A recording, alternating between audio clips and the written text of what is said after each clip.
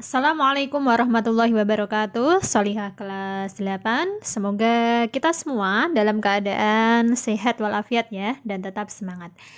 Marilah kita awali pembelajaran IPS pada pagi hari ini dengan bacaan basmalah bersama. Bismillahirrahmanirrahim. Nah, tujuan pembelajaran kita pada pagi hari ini adalah yang pertama menjelaskan perdagangan antar pulau atau antar daerah. Kemudian menjelaskan perdagangan antar negara. Nah, ya.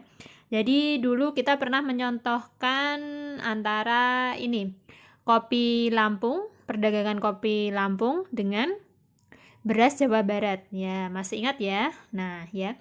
Jadi Lampung yang terkenal dengan produksi kopinya, nah ini dikirim ke Jawa Barat. Begitu juga sebaliknya, beras Jawa Barat dikirim ke Lampung. Nah, ini adalah contoh dari perdagangan antar daerah, atau ini juga bisa disebut sebagai perdagangan antar pulau, karena Lampung berada di Pulau Sumatera, Jawa Barat di Pulau Jawa. Nah, jadi perdagangan antar pulau itu apa?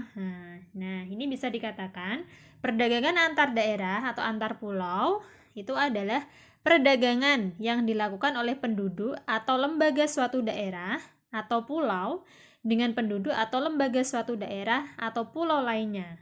Nah, yang terpenting apa? Mereka masih dalam satu negara. Nah, antar daerah ini pun juga bisa dikatakan sebagai perdagangan antar kota.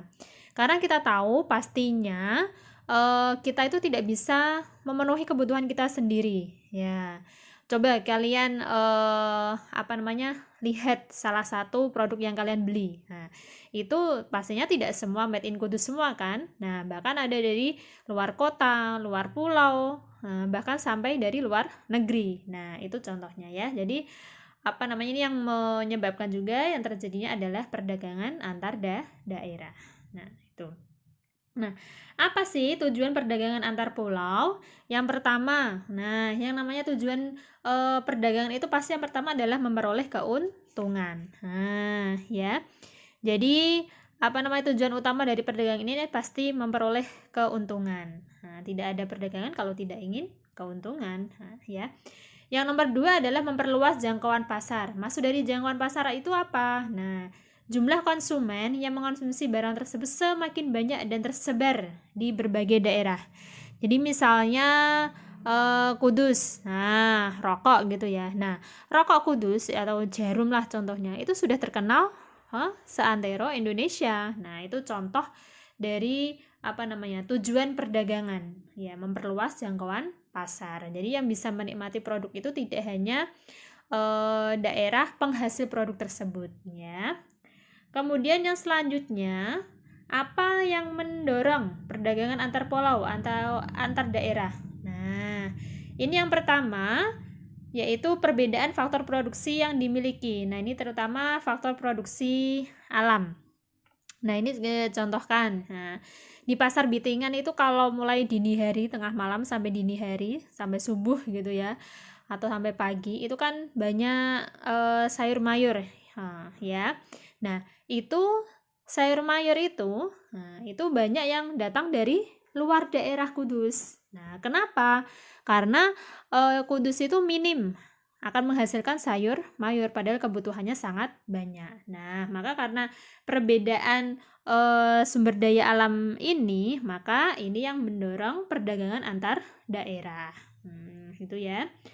Terus kemudian perbedaan tingkat harga antar daerah. Nah, ini contohnya. Nah, di daerah yang kaya akan buah durian, nah ini pasti karena di sana melimpah, ini harga durian pasti murah sekali. Nah, jadi apa?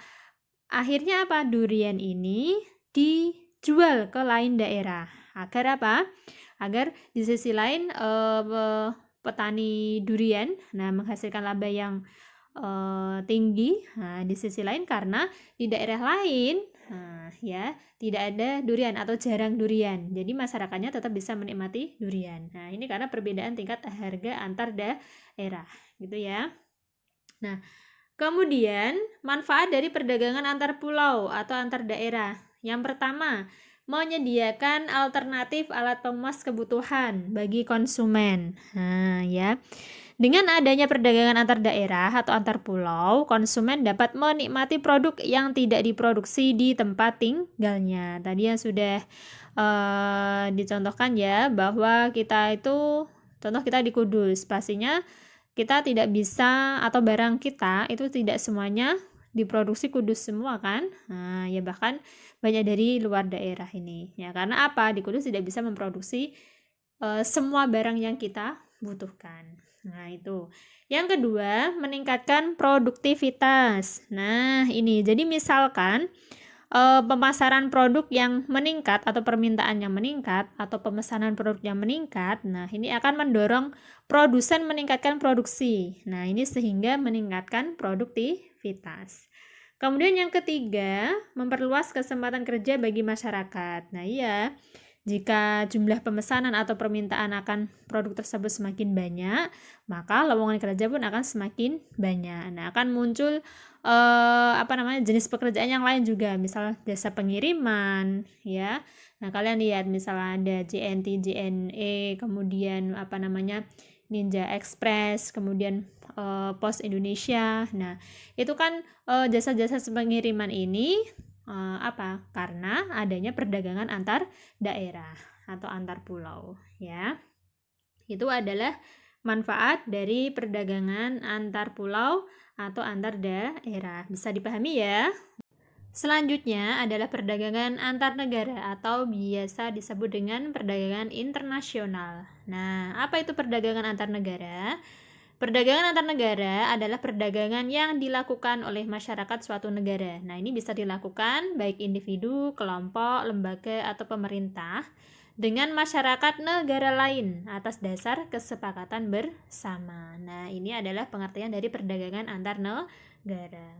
Nah, ruang lingkup perdagangan antar negara ini ada beberapa kegiatan. Jadi contohnya perpindahan barang dan jasa dari suatu negara ke negara yang lain. Kemudian tidak hanya barang dan jasa, tapi juga bisa berupa modal melalui investasi asing. Nah, kemudian bisa juga berupa perpindahan tenaga kerja.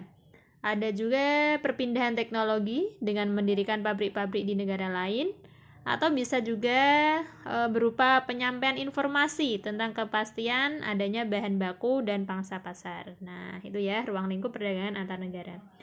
Nah, aktivitas perdagangan antar negara ini terdiri dari dua. Yang pertama adalah ekspor, yang kedua adalah impor. Nah, kalian sudah tidak asing pastinya. Nah, apa itu ekspor? Ekspor itu adalah kegiatan menjual barang atau produk ke luar negeri. Nah, ya pelakunya ini disebut eksportir. Jadi contohnya, misalkan kegiatan perdagangan Indonesia ekspor kopi ke Amerika Serikat. Nah, jadi Indonesia di sini berperan sebagai eksportir. Nah, itu ya, karena dia yang menjual barang atau produk ke luar negeri. Kemudian impor. Nah, kalau impor berarti kegiatan membeli barang dari luar negeri. Nah, ya pelakunya disebut importir. Contohnya, Indonesia impor kendaraan bermotor dari Jepang. Nah, Indonesia di sini berperan sebagai importir karena membeli barang dari luar negeri. Nah, itu. Kemudian, apa saja kebijakan pemerintah untuk mendorong ekspor? Nah, yang pertama itu memberi kemudahan kepada produsen barang ekspor. Nah, ya. Kebijakan yang mendukung peningkatan ekspor ini contohnya apa? Nah, itu bisa berupa kemudahan mengurus perizinan, serta memberikan fasilitas kepada produsen barang ekspor. Nah, fasilitas ini bisa berupa bantuan teknologi, pelatihan inovasi produk, atau bantuan kredit dengan bunga rendah. Nah, itu ya, agar para eksportir lebih semangat. Nah, kemudian yang kedua, menjaga kestabilan nilai tukar rupiah.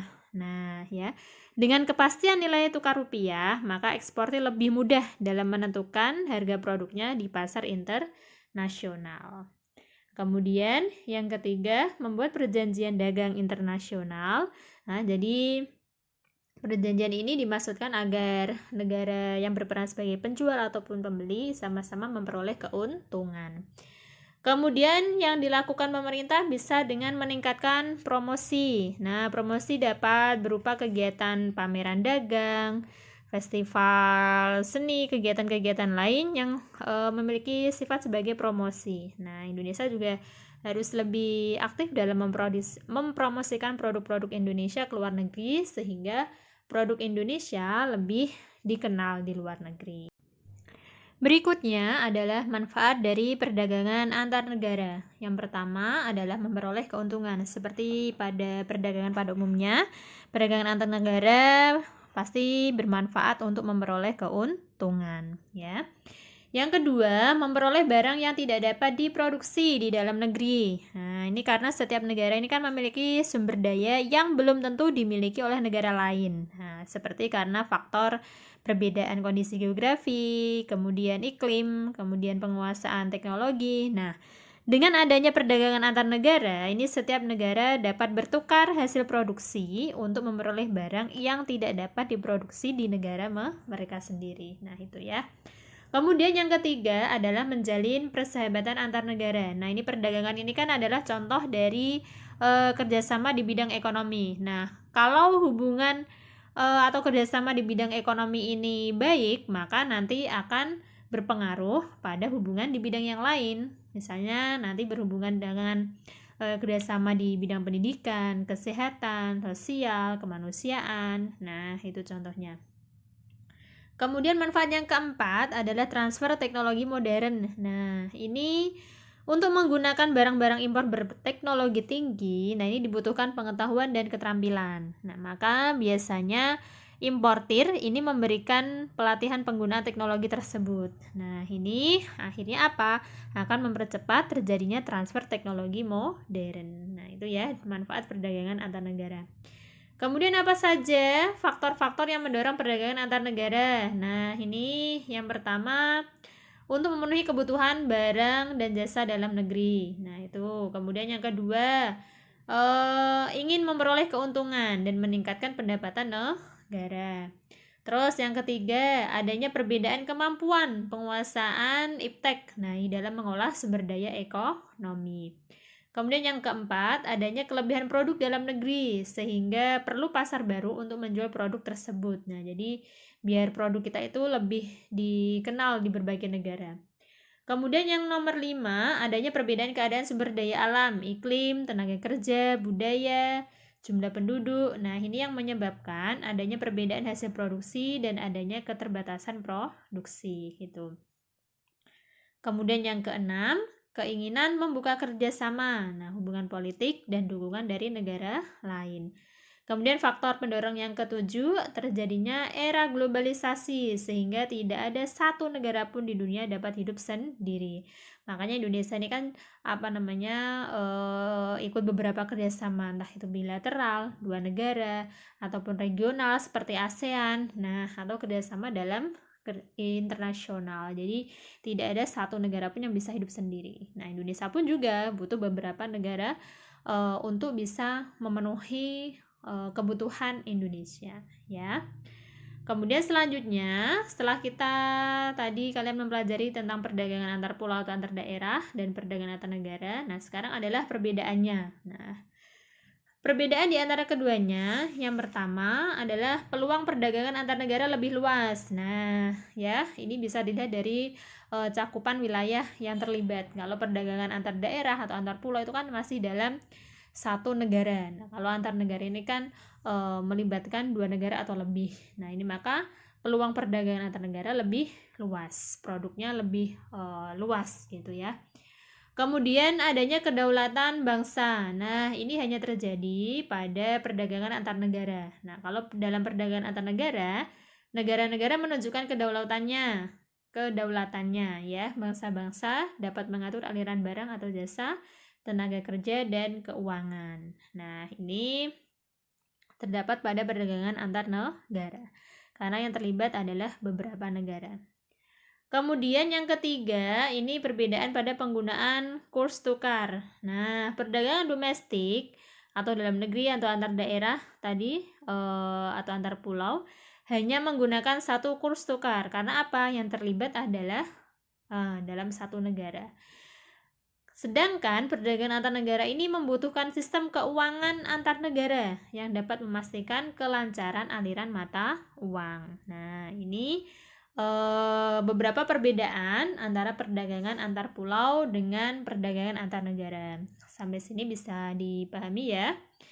Nah, maka dapat disimpulkan bahwa yang pertama, batas dan jarak bukan lagi menjadi penghalang adanya perdagangan antar daerah atau antar pulau, bahkan antar negara. Nah, jadi sudah tidak ada alasan untuk tidak bisa melakukan perdagangan antar daerah, antar pulau, atau antar negara. Kemudian, perbedaan sumber daya serta keunggulan menjadi faktor utama terjadinya perdagangan antar daerah dan antar negara. Nah, itu tadi ya, perbedaan sumber daya yang bisa dipengaruhi oleh faktor geografis, kemudian iklim, kemudian teknologi. Nah, itu yang menyebabkan terjadinya perdagangan antar daerah atau antar negara. Ya, bisa dipahami ya. Kalau ada yang belum paham, bisa ditanyakan. Ya, saya akhiri. Sebelumnya kita tutup dengan bacaan hamdalah bersama. Alhamdulillahirabbil alamin. Saya akhiri. Wassalamualaikum warahmatullahi wabarakatuh.